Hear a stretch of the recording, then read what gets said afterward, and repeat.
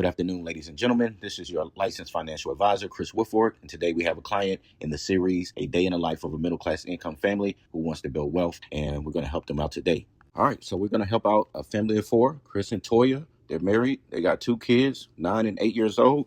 And so first we're going to start with their income. Their income, they both make $70,000 as a household income. That is $140,000.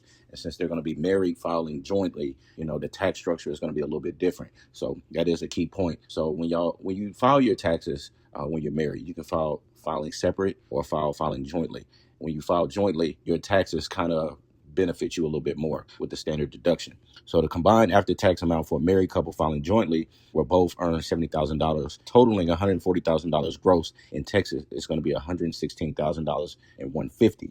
Because the progressive tax brackets widen significantly for married couples filing jointly, your combined federal income tax bill is actually lower than if two single individuals pay taxes independently on the same amounts. Texas continues to levy no state income tax. So that actually benefits this couple, Chris and Toya, by filing jointly instead of separately. So what that looks like, right? So your gross income, $70,000 for Chris, $70,000 for Toya, $140,000 together. The standard deduction is $32,200. Federal income tax is going to be $13,140. Social Security is going to be $8,680 or $4,340 per person. Medicare is going to be 1.45%. Social Security is 6.2%. So Medicare comes out to $1,015 and $2,030 for both. No state income tax. And the total yearly take-home pay is $58,075 for a total of $116,150 together. All right, so we're going to help out a family of four, Chris and Toya. They're married. They got two kids, 9 and 8 years old. And so first we're going to start with their income. Their income, they both make $70,000 as a household income. That is $140,000. And since they're going to be married, filing jointly, the tax structure is going to be a little bit different. So that is a key point. So when you file your taxes when you're married, you can file filing separate or filing jointly. When you file jointly, your taxes kind of benefit you a little bit more with the standard deduction. So the combined after-tax amount for a married couple filing jointly, where both earn $70,000, totaling $140,000 gross in Texas, is going to be $116,000 and $150. Because the progressive tax brackets widen significantly for married couples filing jointly, your combined federal income tax bill is actually lower than if two single individuals pay taxes independently on the same amounts. Texas continues to levy no state income tax. So that actually benefits this couple, Chris and Toya, by filing jointly instead of separately. So what that looks like, right? So your gross income, $70,000 for Chris, $70,000 for Toya, $140,000 together. The standard deduction is $32,200. Federal income tax is going to be $13,140. Social Security is going to be $8,680 or $4,340 per person. Medicare is going to be 1.45%. Social Security is 6.2%. So Medicare comes out to $1,015 and $2,030 for both. No state income tax. And the total yearly take-home pay is $58,075 for a total of $116,150 together. So while your take-home increases, bracket winding is what it's called. When filing jointly, your first $24,800 of taxable income is locked at the 10% rate, and everything up to $100,800 is taxed at just 12%. Only the remaining $7,000 spills into the 22% tax bracket. FICA limits. Social Security and Medicare, or FICA, taxes are flat and tied strictly to individual earnings. They do not change based on your filing status. Both of you pay exactly 7.65% on your respective $70,000 wages. All right, so let's discuss everything else. So let's start with housing. So housing, we got a $2,000 mortgage. We add in the property taxes, the homeowner's insurance, the HOA, and maintenance reserve.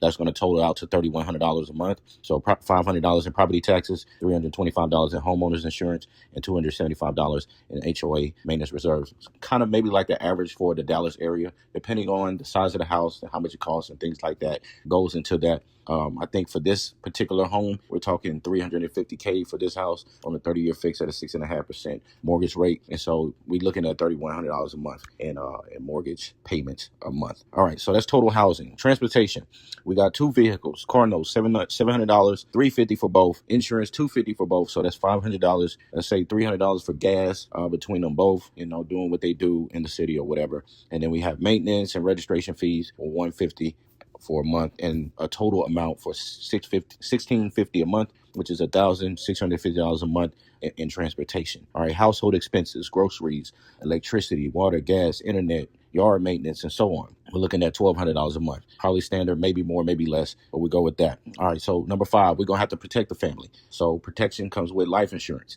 You need life insurance to protect in case something happens. It's called wealth protection for a reason. If one parent ends up getting hospitalized, well, we need something to help carry the mortgage, the car payments, all of those things. You need that. So depending on your situation and what you want for your family, you may get term life insurance. You may get whole life. You may get universal life. It all comes down to what you can afford and what actually you need for your family. You also have health insurance. You have disability coverage, wills and estate documents that goes into estate planning, and updated beneficiaries. Make sure that your paperwork is right. You got the names of your kids and your wife and your husband on your paperwork when it comes to life insurance and estate planning.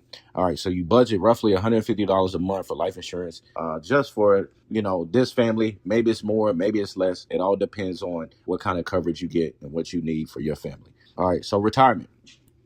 We first start with your job, your workplace plan, 401ks. If you have a 401k plan, that's great. You got a pension plan, that's also great. Whatever it is, if it's a 401k, we want to make sure you allocate funds for retirement, for investment. And so I always like to put my clients in a good position when it comes to this. So whatever they can afford, this is why we're going through the income.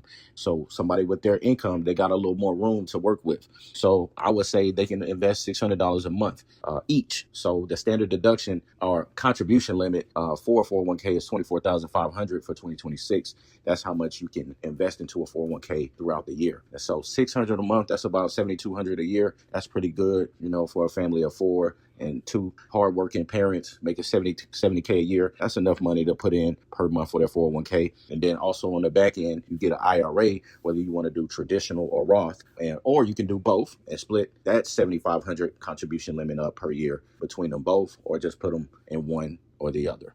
All right, so how I would do it, or how I would recommend Chris and Toya to do this, is 500 in the Roth and 125 into a traditional. And that way, because the Roth is tax-free, after tax dollars go in, tax-free withdrawals after 59 and a half. And then the regular traditional IRAs is pre-tax. So you get taxed later when you withdraw the money, and you don't get taxed in the beginning. All right, next, children's education. So you got 2 kids, ages 8 and 9. So you actually want to start this as soon as you start having kids. So even though Toya and Chris have an 8 and 9-year-old, we want to start investing fast on this. Put that money into a 529 plan, college savings plan. Even if they don't necessarily want to go to college, they at least have the money that's earning a annual percentage every year because it's invested into the market. And you start that ball rolling fast and let it build up over time. So about the time they graduate, you don't have to worry about getting student loans or not taking out a whole lot of money for a student loan, or having them chase scholarships and things like that. Even though getting scholarships is great because that's added money. However, but if you got a 529 plan set up in the beginning, you don't have to work that hard on the back end when they're graduating and getting ready to go to college. They already got a sufficient amount of money for college saved up already. All right, so we got the 529 plans in place. So the goal isn't necessarily to pay 100% of college. We just want to put a lot of money towards it, whatever we can. Next is emergency funds. You always want to build up to 3 to 6 months worth of emergency savings in case a catastrophe or something happens to where you have to, use that money to carry you over for 3 to 6 months. So it's always good to build towards that. And we're looking at maybe $500 a month, with the income that they have together. They have wiggle room to do what they need to do with that. And then, of course, you got to live. You got to go on date nights. Chris got to take Toya out, take wifey out, enjoy the time. Maybe Toya want to do something special for Chris and do something for the family, take the kids to Disney World or whatever. We want to allocate money for that as well, because we just don't want to work, pay bills, and, dedicate money to our future. We also want to live in the now as well. And it's important to allocate funds for that, because, listen, this is a roadmap. This is real life. This is not just your ideas. We're putting this in real life, real terms for you to actually live and do. And that's how we are building this roadmap out. So the monthly roadmap. So you got $9,450 take home, $3,100 housing, $1,650 in transportation, $1,200 in household expenses, $400 for the kids, $150 life insurance, $700 401k, $500 Roth IRA, $400 education, $500 emergency fund, $500 travel and entertainment, also $125 in a traditional IRA as well. So that's about $9,100 allocated, leaving around $350 a month of breathing room, plus any employer 401k matches. And we get that emergency savings funded and all of our vacations and entertainment miscellaneous expenses funded as well. And, you have the perfect roadmap for you and your family, for y'all both making $140,000 a year pre-tax for a family of four. So the goal here is not to make $140,000 look rich. The goal is to take that $140K and build a home, protection for the family, reliable transportation, education funding, retirement, emergency savings, family experiences, and long-term wealth. And that's my message. Financial planning isn't about telling your family what you can't do. It's about organizing your money so you can take care of today without sacrificing tomorrow. Protect, save, invest, educate, enjoy, build wealth. Thank y'all for watching.